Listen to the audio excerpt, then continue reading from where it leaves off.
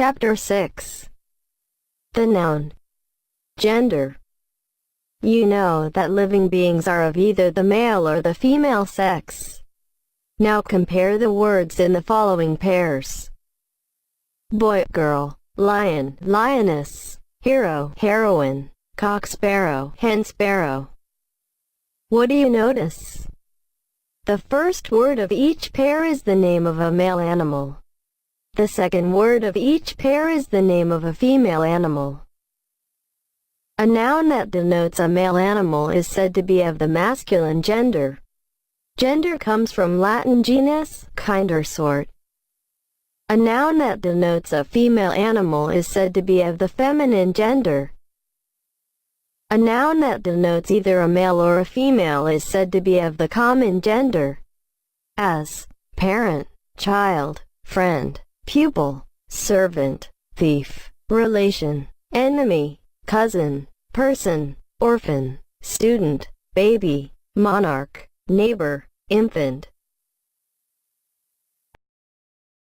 A noun that denotes a thing that is neither male nor female, that is, thing without life, is said to be of the neuter gender, as book, pen, room, tree. Neuter means neither, that is, neither male nor female. It will be thus seen that in modern English the gender of a noun is entirely a matter of sex or the absence of sex. It has nothing to do with the form of a noun, which determines its gender in many other languages. For example, in Urdu where Baghish is masculine and Larki is feminine. Objects without life are often personified, that is, spoken of as if they were living beings. We then regard them as males or females.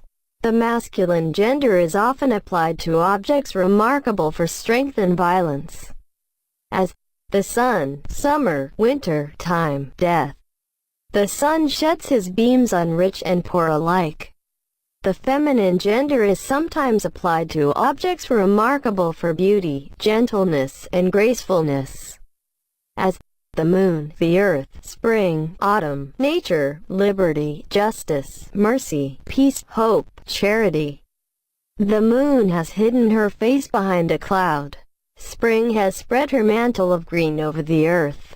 Peace hath her victories no less renowned than war. This use is most common in poetry, but certain nouns are personified in prose too. A ship is often spoken of as she, as the ship lost all her boats in the storm.